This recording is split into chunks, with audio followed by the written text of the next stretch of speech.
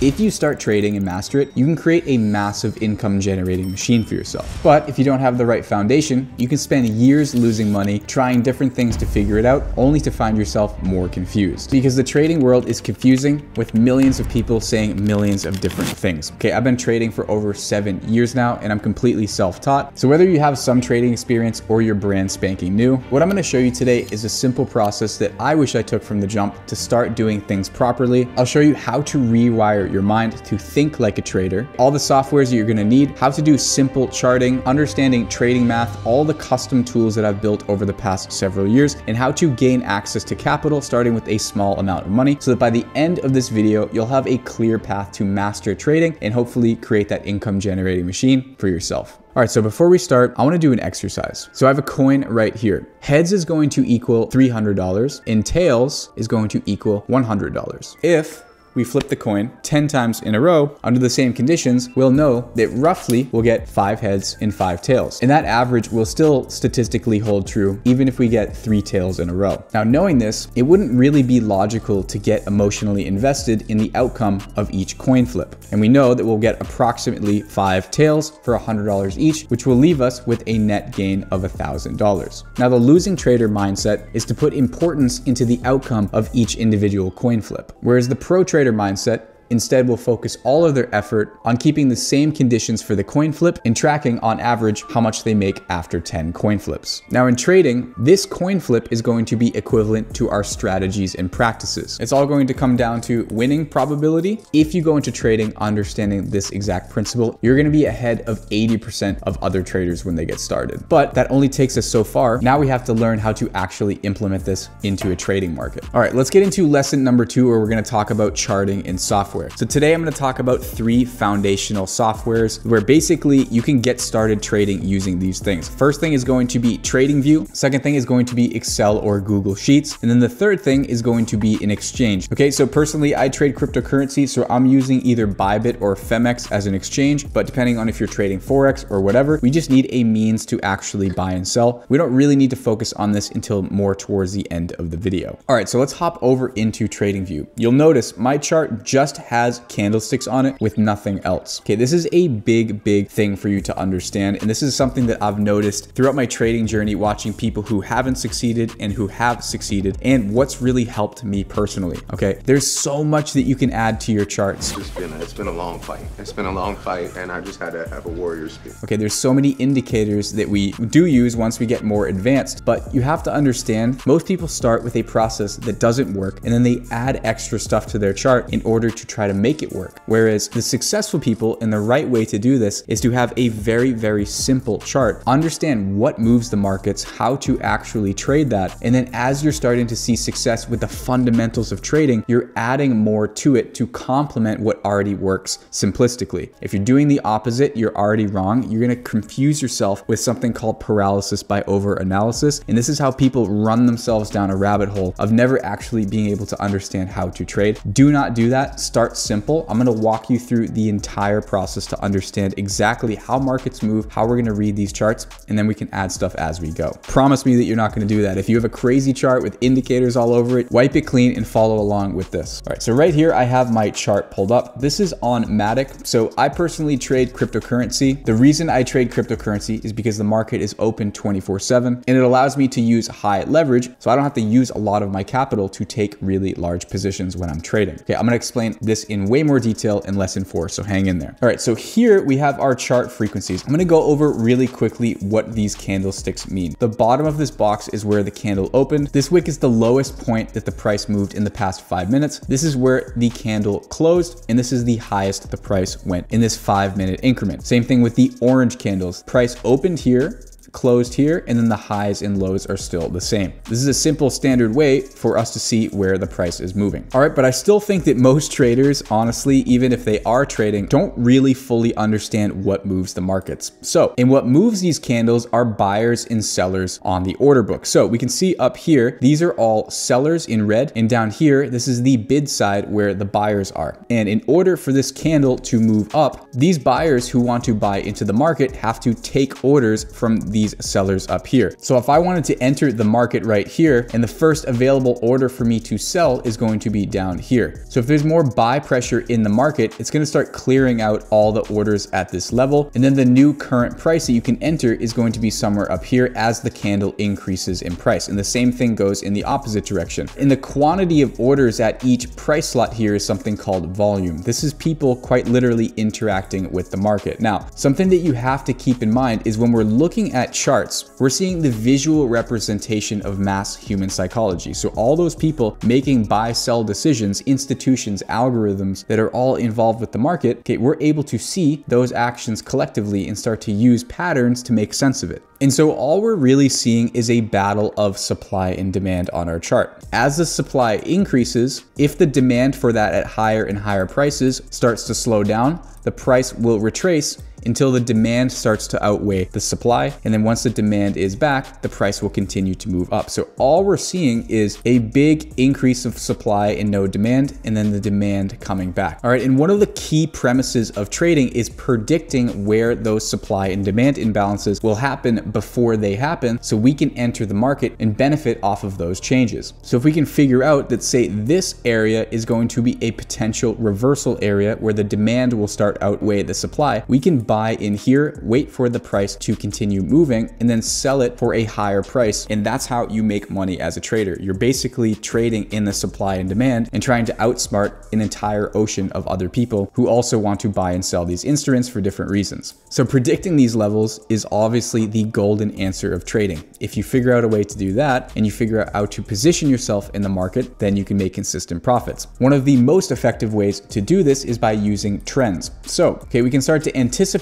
where the demand will be higher than the supply, or the supply will be higher than demand, by using trend lines. So a trend constitutes of a high, a low, and then a higher high. This is what's required for an uptrend. Okay, same thing for a downtrend. If we have a move with a lower low, a lower high, a secondary lower low, and a lower high, that constitutes as a confirmed downtrend. All right, and we can use trend lines to start to look at these important levels. So if I click a line from this low all the way up to here, you can see the price is bouncing off of that demand outweighing the supply zone until all of a sudden the demand is no longer there and the price drops through this level. And now we have that trend broken, which is going to lead to a new potential trend. All right, so here's another example. So we have supply outweighing demand here, as well as supply outweighing demand at this level. So if we draw a line from here, and then we take a parallel line and we go to this lowest point on the other side of this move, if we go ahead and play this chart forward, we can predict roughly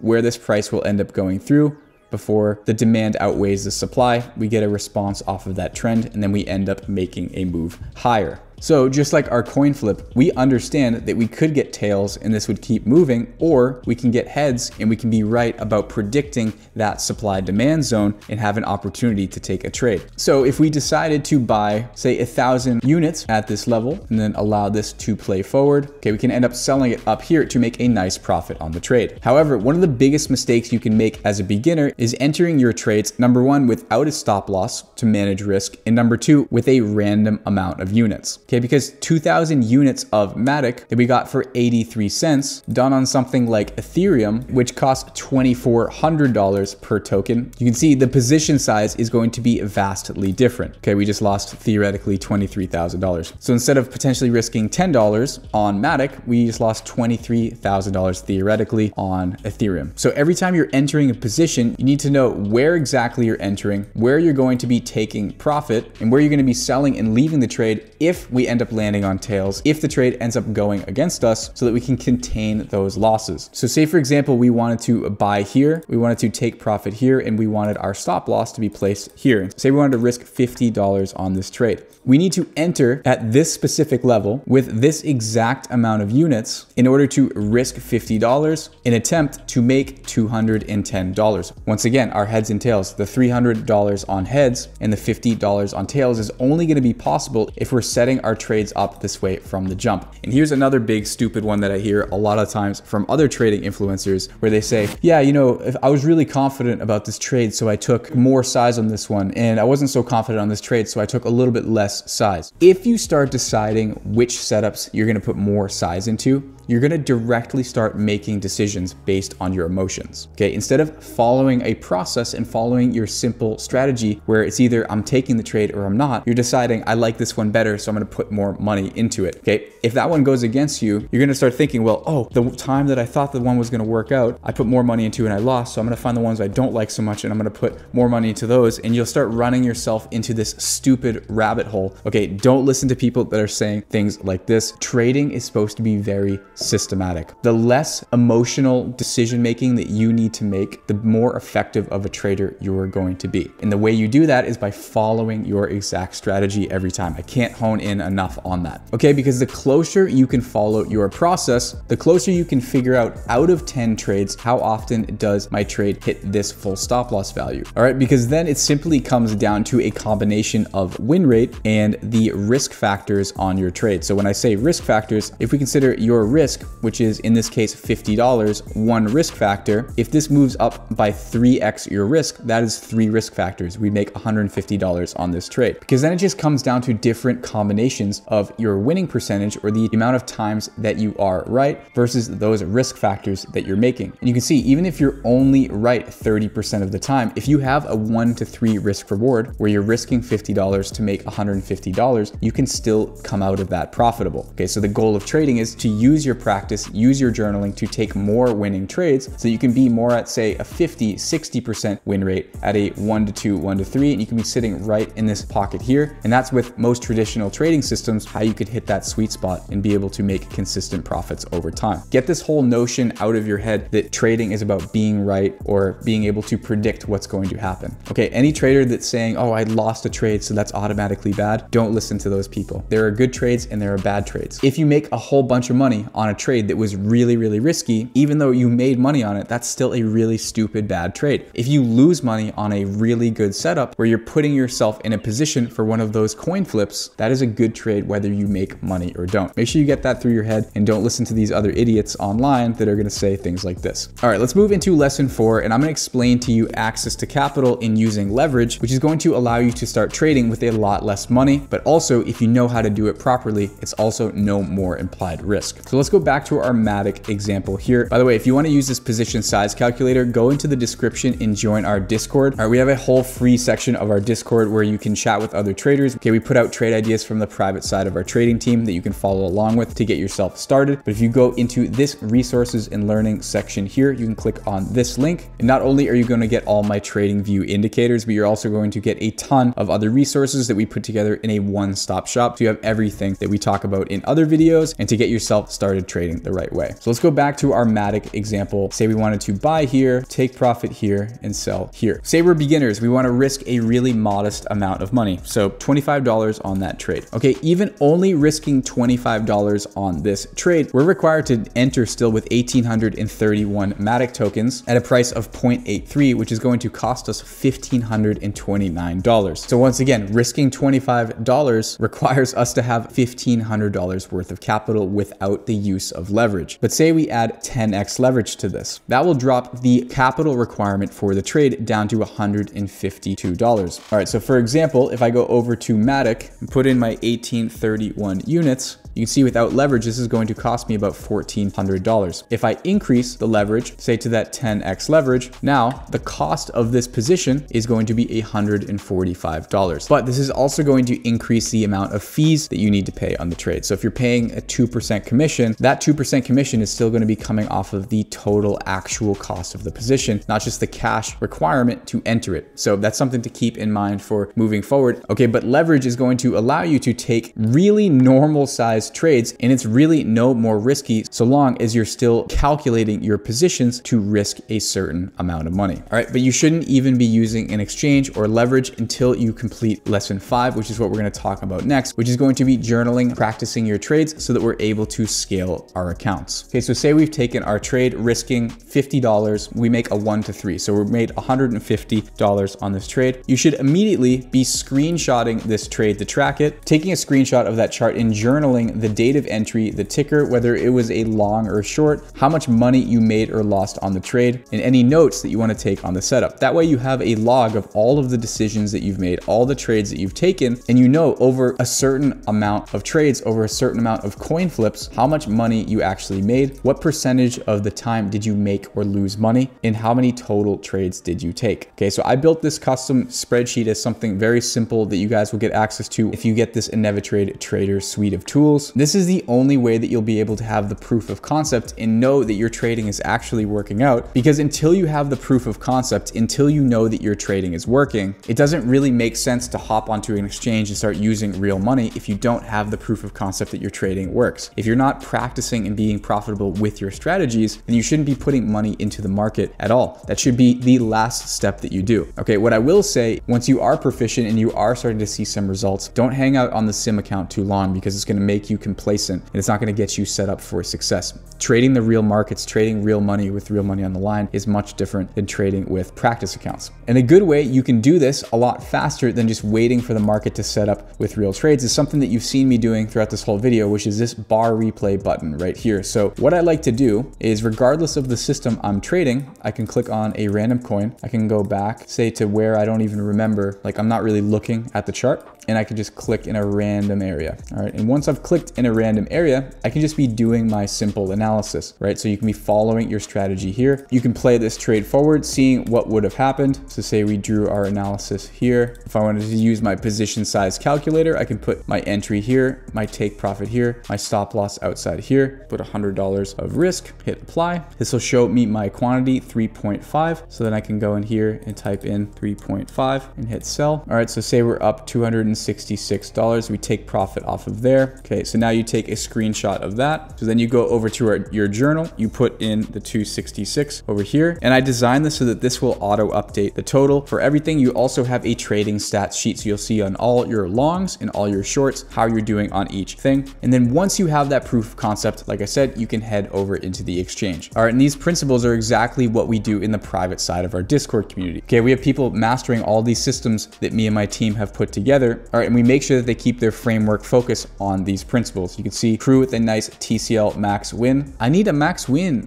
Okay, another really nice win here. Landon's absolutely crushing it, making wins left and right. Really, really high winning percentage. Okay, 4 out of 4 right here. Okay, Connor says massive shout out to the Nevitrade team. In 10 short days, 7 trading days, I've officially doubled my trading account thanks to the TCL Max system, which is one of our trading systems that we teach. So shout out to you, Connor. And shout out to the Nevitrade team for all the system development. We have so many crazy things. I mean, this is just us scratching the surface of the basics of trading. This is why I have a passion for trading, because you can get so deep, it's so interesting. And if you master this process, then you quite literally can create an income generating machine for yourself, where you can travel the world, you can live wherever you want, you have time, location, and income freedom, and you can scale your income to basically however much you want. Okay, if you're still here and you found value in this video, make sure you hit the like button, subscribe to the channel if you like trading and investing, all right, and you want some no BS trading education. All right, and if you had an epiphany moment in this video where something really helped you, let me know in the comments.